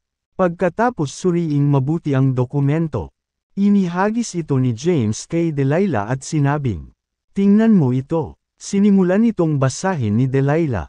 Patuloy ni Braxton, "Sir, ang may pagkana ng lahat ng ito ay isang manager sa Blotech Corporation na ang pangalan ay Yaya Tucson. Ang anak ng ulo ng mga Tucson. Siya ay naaresto." Sinulyapan ni James si Braxton at sinabing, "You're dismissed." Naiintindihan. Tumalikod si Braxton para umalis. Paglabas niya ng opisina, butil-butil ang pawis sa kanyang noo. Pagkatapos niyang panasan ang mga ito ay nagmamadali siyang umalis. Hindi nagtagal, natapos ni Delilah ang pagbabasa sa dokumento. Tanong ni James, "Ano sa tingin mo?" Matapos mag-isip sandali, sinabi ni Delilah, "Paano nagagawa ng isang solong tao na magplano ng ganoong bagay? Ang mga pangunahing miyembro ng Tucson ay dapat nakasangkot. Si Yaya Tucson ay isa lamang scapegoat." TC. Tumango si James. Hindi isang madaling gawa na mabangkarote ang isang kumpanya na bukod sa bilyon-bilyong dolyar. Dapat ay mayroong isang toneladang koneksyon na kasangkot. Pagkatapos, inilabas niya ang kanyang telepono at tinawagan si Nathaniel. "Halika sa aking opisina." Maya-maya, dumating na si Nathaniel. "Ang iyong mga order, Ginoo." Inihagis ni James ang mga dokumento kay Nathaniel at sinabing, "Tingnan mo ito." Matapos masulyapan saglit ang dokumento, sinabi ni Nathaniel, "May hindi ka pani-paniwalang nangyayari sa likod ng mga eksena. Paano magagawa ng isang tagapamahala lamang ang gayong gawain? Ito ay dapat ang ideya ng mga pangunahing miyembro ng Tucson. Dapat ay ginamit nila ang kanilang mga koneksyon at nakilala ang Blotech Corporation." Ang utos ni James, magtatag ng isang espesyal na task force at imbestigahan kaagad ang usapan. "Habang ikaw ay nasa ito, gusto kong imbestigahan mo si General Micah at tingnan kung mayroon siyang anumang koneksyon sa mga Tucson. Kung mabubunyag na nakatanggap siya ng suhol mula sa pamilya Tucson, mabigat ang parusa sa kanya." Nang marinig ito, nanginginig si Nathaniel. Nagmamadali niyang sinabi, "Sir, si General Micah ay isang 3-star general. Wala akong tanggap para imbestigahan siya. Kahit na may nangyayaring hindi kapani-paniwala, maaaring maglunsad ng imbestigasyon ang hukbo pagkatapos maibigay ng hari ang mga dokumento. You have my authorization," sabi ni James. Bilang ang hawak ng Blade of Justice, maaari niyang i-execute ang isang commander-in-chief ng isang hukbo ayon sa gusto niya. Lalo na ang isang 3-star general. Pagkatapos ng imbestigasyon, Kukunin ko ang authorization seal mula sa mga nakatataas. Naiintindihan. Tumango si Nathaniel. Nakahinga siya ng maluwag nang marinig ang sinabi ni James. Kabanata 11:17. Matapos matanggap ang utos ni James, mabilis na umalis si Nathaniel. Tumingin si James kay Delilah at nagbigay ng assurance. Huwag kang mag-alala. Iimbestigahan ko ng maigi ang bagay na ito. Kahit sino ang nasa likod nito, hindi sila makakatakas sa hustisya. Nagpasalamat si Delilah kay James. Maraming salamat, James. Kung hindi dahil sa iyo, hindi ko na talaga alam kung ano ang dapat kong gawin. Kahapon, sana, bahagyang iwinagayway ni James ang kanyang kamay at pinutol siya. Anak ka ni General Kimberly. Ang iyong mga kapakanan ay aking mga kapakanan. At saka, sinabi ko sa iyo na tawagan mo ako kung nahihirapan ka. Nakuha ko. Gagawin ko. Napangiti si Delilah. Anong balak mong gawin ngayon? Hayaan mong ibalik kita sa ngayon. Dahil walang magawa si James sa rehiyon ng militar. Nag-alok siya na pauwiin siya. Pagkatapos ng maikling pagmumuni-muni, sinabi ni Delilah, walang anuman. Balak kong bumalik at maghintay ng iyong mabuting balita. Sa lahat ng ito, ang aking ina ay nag-aalala tungkol sa aking ama. She's worried that he's, sa investigasyon kahapon ay hindi alam ang kinaroroonan ng kanyang stepfather. Sabi ni James, mag-iimbestiga ako via other channels at hahanapin ang kinaroroonan niya. Aabisuhan kita kapag hinahanap ko na siya. Salamat. Ibabalik kita. Tumayo si James. Pagkatapos, lumabas ang dalawa sa opisina. Pagkalabas ng gusali, personal na pinabalik ni James si Delilah. Mayaman ang pamilya ni Delilah. At dahil sikat din siyang artista, panay ang pasok niya. Ngayon, gayunpaman, lahat ng bagay na hindi na isang bagay ay naibenta na. Maging ang kanyang ipon ay wala na. Ngayon, nakatira siya sa kanyang ina sa mga suburb. Ang lugar ay tinawag na Bruton District. Ang kapitbahayan, na itinayo ilang dekada na ang nakalipas, ay isang lumang lugar. Gayunpaman, sa isang lugar tulad ng capital, ang mga presyo ng pag-upa ay labis na labis. Diyan lang, pagdating sa Bruton District, itinuro ni Delilah ang isang apartment building at sinabing, nandito kami ng nanay ko. Pwede mo akong paalisin dito, James. Kaya ko na mag-isa sa itaas. Tingnan ko lang. Sabi ni James, kilala niya ang mga miyembro ng pamilya ni Travis. Ngunit ang alam lang niya ay may anak siyang babae. Noon lamang niya nakilala si Delilah sa Southern Plains noong huling pagkakataon na nalaman niya ang mga piraso at piraso tungkol kay Travis. Nalaman ni James na si Travis ay nagkaroon ng away sa kanyang asawa. Naniniwala ang kanyang asawa na siya ay isang walang kwenta na mag-iinom at magsusugal lamang. Sa huli, naisip niyang nawala siya ng walang bakas matapos tugisin ng mga loan shark. Pagkatapos noon, nag-asawa siyang muli sa ibang lalaki. Bagamat ipinaalam na ng estado ang mga kontribusyon ni Travis kay Saul, naramdaman pa rin ni James na kailangang magpaliwanag ng personal. Si Travis ay isang pambansang bayani, hindi isang alkoholiko. Dahil mapilit si James, marahang tumango si Delilah. Tinuro niya ang daan habang nakasunod si James sa likuran. Sa ipitong palapag, may ilang lalaking naka-black shirt na naglalakad sa koridor. Boss, ito ba ang lugar? Ang aming impormasyon ay maaasahan. Kapag nahuli na natin ang mag-ina, yayaman na tayo. Ito ay dapat na ligtas. Tama, ganap. Inimbestigahan ng isa ang kanilang background. Sila ay mga ordinaryong tao. At saka, ang mga toxin ang nag-uutos ng pagkuha. Kahit na may tao sila sa likod nila, may tsansa ba sila laban sa toxins? Maya-maya, huminto sila sa tapat ng isang pinto. Isang 40 taong gulang na mukhang lalaki na nangunguna ang tumingin sa numero ng bahay at sinabing, ito ang lugar, boss. Hayaan mo akong kumatok. Isang Hancho ang humakbang at kumatok ng malakas sa pinto. Sinong nandyan? Isang boses ang nagmula sa loob. Buksan mo ang pinto. Nandito kami para ihatid ang gas na inorder mo. Ito ang silid na inupahan ni Delilah at ng kanyang ina. Kahit na ang kanyang ina ay papalapit na sa 5 taong gulang. Siya ay mukhang napakabata. Naka-apron. Nagwawalis siya ng sahig ng makarinig siya ng katok sa pinto. Kumunat ang noo niya. Kabanata 11:18. Pero wala akong binili, kumatok. Kumatok. Kumatok. Buksan mo ang pinto. Lalong lumakas ang katok. At sinipan ng mga tao sa labas ang pinto. Sa sandaling iyon, napagtanto ni Gian Lynch na may mali. Akala niya nandoon ang mga nangungulekta ng utang. Hawak ang isang walis sa kanyang kamay. Kinakabahan siya. Anong gagawin ko? Nang siya ay nalilito, sinipa ng mga lalaki sa labas ang pinto at nagmadaling pumasok.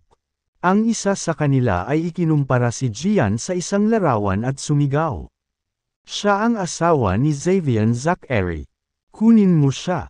Sumugod ang ilang Hancho at pilit na kinaladkad si Gian palabas. Anong ginagawa mo? Bitawan mo ako. Buong lakas na nagpupumiglas si Gian.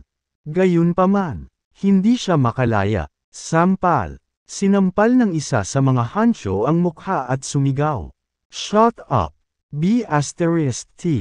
Naramdaman ni Gian ang matinding kirot sa kanyang pisngi. Nagmamakaawa siya.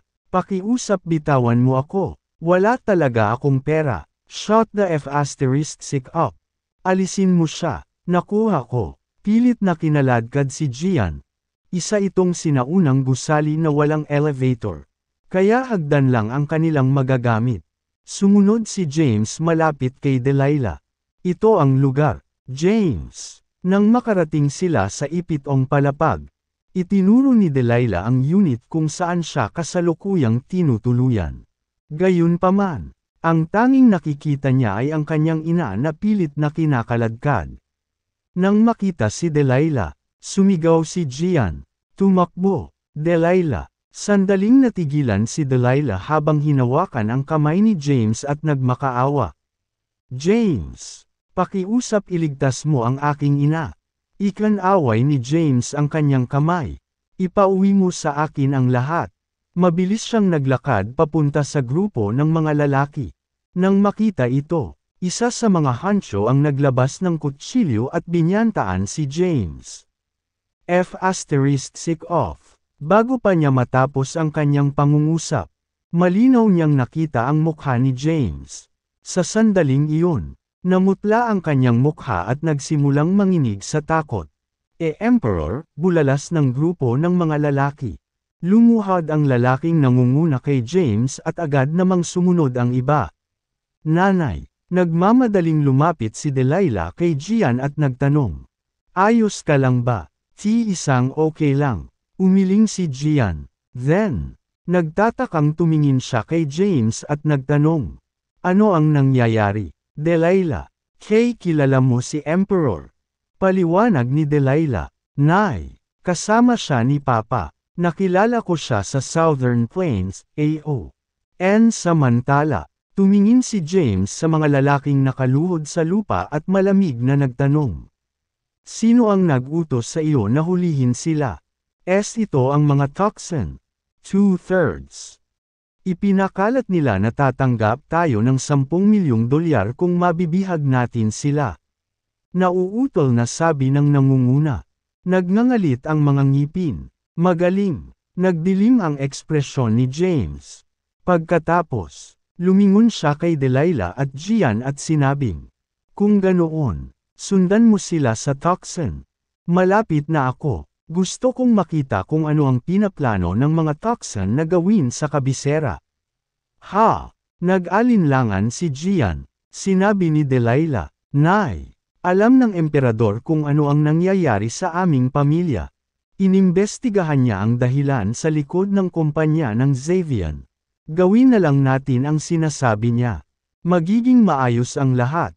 Kabanata 11:19. Naniniwala si Gian na ang emperador ay may nagagawang kunin ito. Kung tutuusin, siya ang pinakamakapangyarihang tao kay Saul. Gayunpaman, naguguluhan siya. Bakit tutulungan ng Emperor ang isang ordinaryong babaeng tulad niya? Nakasuot ng masungit na ekspresyon. Tumingin si James sa mga nakaluhod sa lupa at nagtanong, "Ano ang pangalan mo?" "M. Forrest Long ang pangalan ko." Ipinahayag ng mga Tucson na gagantimpalaan tayo kapag nakita natin ang dalawang babaeng ito. Nabangga sila ng mga subordinate ko sa malapit kaya dinala ko sila dito. Wala akong nagawa, Emperor. Patawarin mo ako. Nakasuot ng malungkot na ekspresyon. Sinabi ni James, dalhin sila sa Tucson at hinihiling sa kanila ang gantimpala.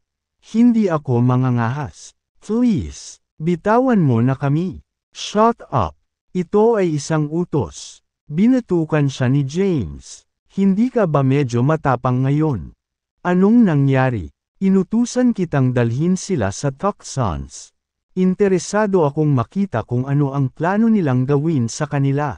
Matapos maalala ang kanyang sarili. Nagtanong si Forrest, sinasabi mo ba na nag-aartista lang tayo? Ano pa? Tanong ni James. Balak mo ba talagang ibenta ang mga ito? Hindi. Lou understand, na parang pinatawad. Nagmamadaling sinabi ni Forrest, Emperor, maaari ko bang tabyusan ang aking sarili? Hindi siya pinansin ni James. Pagtingin kay Delilah at sa kanyang ina, sinabi niya, pakisuyong sundan sila sa mga Tucson.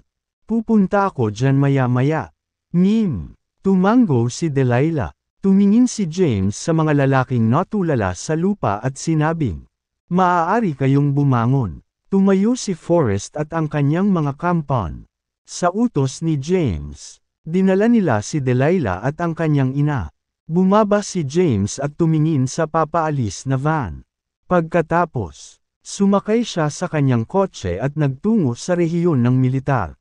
Sa daan, pinag-isipan niya ang kasalukuyang dinamika sa kabisera. Ang mga relasyon sa pagitan ng iba't ibang pamilya, mga lalaking militar, at mga politiko ay masalimuot at magulo. Kung gagawa siya ng isang hakbang sa isa sa kanila, ang kapital ay maaaring bumaba sa kaguluhan. Bukod dito, maaaring may mga especially iya sa loob ng Red Flame Army. Inilabas niya ang kanyang telepono at tinawagan si Henry, na nasa Southern Plains. Congratulations, James! Dumating ang boses ni Henry. Humihingi ako ng paumanhin sa pag-absent sa seremonya ng koronasyon mo. Sige ngayon, I save ang mga formalidad para mamaya. Kumusta naman sa Southern Plains? Hindi masama, sasabihin ko. Ang mga bagay ay mapayapa dito at mabilis na umuunlad.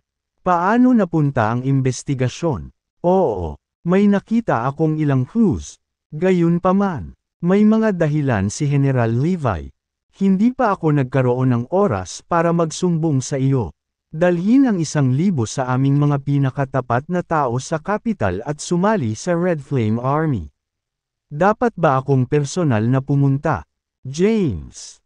Oo, nakuha ko. Sabay alis. Gusto kita sa Red Flame Army's capital sa loob ng 3 oras. Naiintindihan. Matapos matanggap ang utos ni James ay agad na naghanda si Henry. Si James naman ay agad na pumasok sa headquarters ng Red Flame Army matapos ibaba ang telepono. Pagdating sa headquarters, nanatili siya sa loob ng opisina. Hindi siya nagmamadaling bisitahin ang mga Tucson at matiyag ang naghihintay sa pagdating ni Henry. Hindi nag-alala si James sa kaligtasan ni Delilah at ng kanyang ina. Ang layunin ng mga Tucson ay pilitin si Xavier, na kasalukuyang nagtatago, na ipakita ang kanyang sarili at makuha ang teknolohiya sa kanyang kamay. Batay sa kanilang mga aksyon kamakailan, naniwala si James na buhay pa si Xavier. Hindi pa nakuha ng mga Tucson ang teknolohiya sa kanyang mga kamay. After a moment of thought, nilabas ni James ang phone niya at tinawagan si Maxine. Maya-maya, tumunog ang tawag. Dumating ang boses ni Maxine. May problema ba, James? Kabanata 11:20, sabi ni James, dapat magkaroon ng intelligence network ang mga Kayden sa capital. Nais kong bigyan mo ako ng impormasyon tungkol sa pamilyang Tucson sa kabisera. Nang marinig ito, natigilan si Maxine at nagtanong, bakit kailangan mo ng impormasyon tungkol sa mga Tucson sa kabisera? Kailangan ko ito sa lalong madaling panahon. Ipadala ito sa akin kaagad. Sige, magpapadala ako ng mag-iimbestiga sa usapan. Ibibigay ko sila sa iyo mamaya. Binaba ni Maxine ang telepono. Bilang isa sa Ancient Four, ang mga Kayden ay nagtataglay ng isang malakas na network ng katalinuhan. Dahil ang mga Tucson ay isang pamilya sa kabisera, madali para kay Maxine na makuha ang kanyang mga kamay sa impormasyon tungkol sa mga Tucson. Tumawag siya ng isang numero. Wala pang isang minuto, nasa kanyang inbox na ang lahat ng impormasyon ng mga Tucson. At ipinadala niya ito kay James, na sinuri ang bawat isa sa kanila, sa parehong oras, sa Hope Villa District. Dahil ang capital ay ang kabisera ng Seoul, bawat piraso ng lupa ay walang kapalaran. Dahil dito, napuno ng mga skyscraper ang skyline. At kakaunti ang mga distrito ng villa. Tanging ang mga baliw na mayayaman lamang ang kayang tumira sa isang villa. Sa villa ng mga Tucson sa Hope Villa District, isang 60 taong gulang na lalaki ang nakaupo sa isang sofa sa pasilyo ng unang palapag. Bagamat matanda na siya, mukha siyang nasa mabuting kalooban. Siya si Halvor Tucson, ang kasalukuyang pinuno ng sambahayan. Sa tabi niya ay isang 5 taong gulang na lalaki, si Braxton Micah iyon. Nakasuot siya ng casual attire. Samantala, isang medyo may edad na babae at isang kaakit-akit na binibini ang nakagapos sa sahig. Nakatayo sa gilid si Forrest at ang kanyang mga alipors. Sa pagtingin kina Gian at Delilah, na nasa sahig, dumidilim ang mukha ni Braxton. At sinabi niya, Halvor, ang tiyaga mo, narito ka, General Micah, hindi ba naresolve mo ang lahat ng ganoon lang? Ngayong si Yaoyao ang scapegoat. Hindi na ituloy ng emperador ang mga bagay. Kahit siya, nasa akin ka pa rin. Nakasuot ng isang matangkad na ngiti sa kanyang mukha. Nagpatuloy si Halvor. Walang paraan na hindi malalaman ni James kung gaano kalalim ang tubig sa kabisera. Hindi na niya ipagpatuloy ang mga bagay na iyon. Kahit na, napatingin si Braxton kay Delilah na nakahandusay sa sahig. Bagamat hindi niya alam kung paano ito kamag-anak ni James. Nakita niya itong naglalakad sa tabi ni James ng sarili niyang mga mata. Kaya, nang marinig na dinukot ng mga Tucson si Delilah, dali-dali siyang pumunta. Halvor, bakit hindi mo hayaang dumausdas ito? Kung talagang hahabulin pa ni James ang mga bagay, masisira ang Tucsons. Maging ako ay kasali. Ngumiti si Halvor. Nag-o-overthink ka, General Micah. Hindi mo kailangang maging ganito katakutan kahit na si James na ngayon ang Commander-in-Chief ng Red Flame Army. Magpahinga ka na, magiging maayos din ang lahat. Itatago ko ang aking dulo ng bargain. At saka, mahigit 20 taon na tayong magkakilala. Matandang kaibigan, kung maglakas loob siyang gumawa ng hakbang sa mga Tucson. Hindi mabilang na mga pamilya at pinagsama ang madadami. Magkakaroon ito ng matinding kahihinatnan para sa pundasyon ng Seoul. Nang marinig ito, nakahinga ng maluwag si Braxton. At ang pera ko. Napatingin si Forrest sa dalawa. Dumilim ang mukha ni Braxton. Dahil malayo na ang narating niya, maaring sumunod na rin siya hanggang sa huli. Tumayo siya at sinabing, huwag kang mag-alala. Walang bababa kahit 1 sentimo. Pagkatapos ay sinenyasan niya ang 2 gwardya sa may pintuan. Agad namang lumapit ang 2 gwardya kay Forrest at lumabas ng kanilang mga baril. Bang! Bang! Si Forrest at ang kanyang mga alipors ay nakahiga sa isang pool ng dugo. Samantala, ang mga mukha ni Gian at Delilah ay namutla. At ang kanilang mga katawan ay nanginginig sa takot. Buong lakas silang nagpumiglas ngunit walang resulta. Tumayo si Braxton at sinulyapan ang mga bangkay na nakahandusay sa lupa at sinabing, Halvor, tandaan mong linisin ang kalat. At saka, huwag hayaan silang dalawa, lalo na ang mas bata. Parang kamag-anak niya si James. Kung aalis siya dito ng buhay. Tumayo si Halvor at nagbigay ng assurance. Huwag kang mag-alala, hahaharapin ko ito.